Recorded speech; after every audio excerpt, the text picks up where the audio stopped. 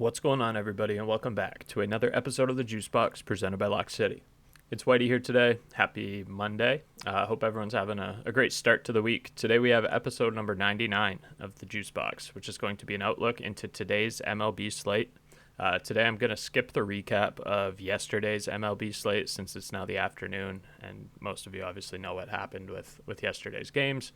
But before we get into today's games, of course, just a reminder, you can join our premium tier Discord at wap.com/lockcity for only $5 a month. This gets you access to every cheat sheet every day across all active major sports, access to premium picks from all 9 of our pro cappers, and tons of sport-specific and stat-specific data points on a daily basis to help you become a better sports bettor. We do daily picks from our capper team. We have daily projections for all active major sports, like I said, and of course, we have our Lock City cheat sheets that we're running for a ton of daily different sports and prop markets. You can get better results only paying 16 cents a day at wap.com/lockcity. That's WHOP.com/lockcity. Alrighty, so let's hop into today's slate. Monday baseball, so we're kicking off a little bit later in the evening here, which is good because it's noon right now, Eastern time here, so we only got about 7 hours, 6.5 hours before game time. So first game of the day is going to be the Cincinnati Reds at the Cleveland Guardians Progressive Field in Cleveland, Ohio. The Cincinnati Reds are sending Wade Miley to the mound, left-handed pitcher. ERA, well, he's only pitched like 2 innings this year, but ERA of 18. And he's given up a home run already, 6 hits in those 2 innings. It's getting damaged pretty badly. Luis Ortiz going out there for the Guardians, 3-6. Not a great pitcher either. 3-6, 4.02 ERA, 1.40 WHIP. He's given up 7 home runs, 65 innings this year, 58 hits. He struck out 71 batters and issued 33 walks. Nonetheless, though, I'm going to go Cleveland Guardians here. I don't trust the Reds in a game where they're starting Wade Miley. I think that's just silly. The Guardians at home are 18-13. They should take care of business here, pick up a nice home win. Guardians on the money line is now about -160. Next one up is going to be the Miami Marlins and the Pittsburgh Pirates. Also 6:40 Eastern Time, PNC Park, Pittsburgh, Pennsylvania. The Miami Marlins have Yuri Perez headed to the mound, right-handed pitcher. First start of the year, actually, for him, I believe, but I like Yuri. Good guy. Well, good pitcher. I don't know if he's a good guy, but probably a good guy. Pittsburgh Pirates, they have Mike Burrows headed out there, right-handed pitcher, 1-1, ERA of 5.21. I would love, this is a game I would love to try and target an over in, just because, obviously, pitcher getting his first start of the year, and Mike Burrows, but it's the Marlins and the Pirates. I wouldn't be surprised if this game finishes 1-0. I don't really have any leans for this one. This is just a mess of a game. The Pirates suck. The Marlins suck. Neither of them can put up runs. Against each other, they've actually cleared the over 2 out of 4 times that they've played, but barely. They got 9, so they would have just eclipsed the over 8.5. This one's tough. I'm going to say skip this one. There's very little to be desired in this game. And let's head onward to the Cubs and the Phillies and some much more entertaining matchups. So 6:45, this is going to be at Citizens Bank Park, Philadelphia, Pennsylvania. Matt Boyd starting for the Chicago Cubs, left-handed pitcher, 5-3 with an ERA of 3.01, 1.19 WHIP. Good pitcher, former Tiger as well. Zach Wheeler headed out there for the Phillies, obviously a great pitcher. 6-2, 2.96 ERA, sub-1 WHIP, .92. This is a good game to target an NRFI in, but aside from that, I kind of like the under 7.5 total runs in this one. We've only seen these two teams get over 7 total runs once so far this year playing each other. That was a 10-4 win when the Phillies played the Cubs there. The Cubs had, I think, Ben Brown on the mound for that one, and worst start of the year for him, gave up 6 runs, I think. Let me fact check myself. Yeah, 6 runs. But aside from that game, these teams haven't been putting up a ton of runs against each other. I think the starting pitchers here are solid. I do kind of like the under 7.5 in this one. I also like a Phillies first 5 money line. You get a push probably on the 0-0 or 1-1, which is probably likely, but in the event they're up 1-0, you get a nice little cash on that. Next up is going to be the Rays and the White Sox, 7:10 p.m. Eastern Time, Fenway Park, Boston, Massachusetts. We have Shane Baz headed out there for the Rays. He's 5-3, ERA of almost 5, 4.96, and a 1.36 WHIP. Brian Bello headed out for the Red Sox, 2-1, ERA of nearly 4 at 3.91, and a WHIP that is higher than I would have expected for him, 1.59. I didn't realize his WHIP was that high. This is a tough one. I kind of want to lead in the Rays, to be honest with you. They're a slight underdog here, but neither of these pitchers are very good. Red Sox probably have the home advantage. This is really a pick 'em. You could probably take either side, like plus 1.5. I'm going to pick flip live on this. I'm going to say Red Sox money line, minus 115. Let's move on. Next up is going to be the Braves and the Brewers. This is where we're going to find our JuiceBox Lock of the day. The Braves have Chris Sale headed to the mound, 3-4, ERA of 2.93, 1.24 WHIP. The Brewers have Aaron Savali headed out there, 1-1, ERA of 5.19 and a 1.33 WHIP. This is going to be the Braves all day. Our JuiceBox Lock of the day is going to be the Atlanta Braves minus 0.5, so you need them to be up by at least a run after the first 5 innings. So we're going to take the first 5 line minus 0.5. It's minus 140-ish. It's hovering around on FanDuel. I've seen minus 138. I've seen minus 142 this morning when I made the MLB best bet sheet. A little bit of a longer line, a little bit longer than we usually go with for the juice box locks, but it's Monday baseball. I think this is by far probably the safest line of the day.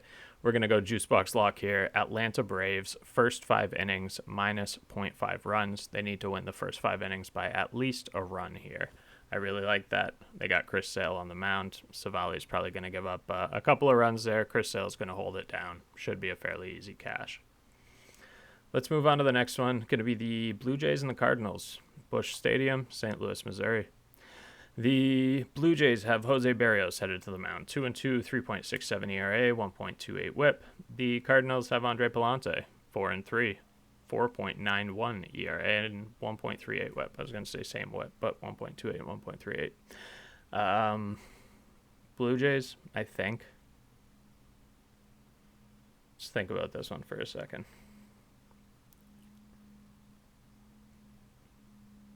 Yeah, Blue Jays. We're going to go Blue Jays on the money line, minus 105, slight underdog on the road in St. Louis. St. Louis has a good home record. That's the only reason why, the only thing that's making me second guess the Blue Jays here, but we're going to go Blue Jays. Almost 500 on the road. The Cardinals, I mean, you're not going to stay 667 at home all season long. They're bound to lose their good share of home games. I think this is one of them. We're going to go Blue Jays, minus 105 on the money line for this one. Next one up, third last game of the night. We're into our West Coast games now, is going to be the Athletics and the Angels. So the Athletics are traveling down to Angels Stadium in Anaheim, California, and they're starting Jeffrey Springs, left-handed pitcher, 5-4, 4.66 ERA, 1.34 WHIP. Yusei Kikuchi's getting the start for the Angels. He's 1-5, which is kind of crazy for that little bit of a win streak that the Angels had gone on briefly there, but they're not winning Kikuchi starts. He's 1-5. He's got a 3.23 ERA, 1.59 WHIP. I do think the Angels win this one. I don't know if he picks up a win here, if it's tied maybe when he comes out and they rally late, but the Angels have looked better here than the Athletics. The Athletics have just been sliding and sliding. They've won, 6 out of their last 30 games maybe. So this has got to be Angels for me. The Angels have won every single game this season against the Athletics so far. They're 4-0 against them. Now they're going back home. I think they got to pick up a win here. I'm going Angels on the money line, minus 155. Next one up is going to be the Dodgers and the Padres. In San Diego at Petco Park. The Dodgers have Dustin May headed out there, 3-4, 4.09 ERA, 1.25 WHIP, and Nick Pivetta is getting the start for the Padres, 6-2 with an ERA of 3.16 and a 1.02 WHIP. This one for me, my favorite line here, it also made the MLB best bet sheet for today, is going to be the San Diego Padres on the 2-way for the first 5 money lines. So difference there between our juice box lock and this line here. Obviously on the 2-ways, there's no tie option. So in money lines for first 5s, you can either get a 3-way or you can get a 2-way. When it's a 3-way, you're essentially doing the same thing as betting the minus 0.5. Because on a 3-way, if a tie is an option, you're picking your team outright. You need them to win. There's no push option.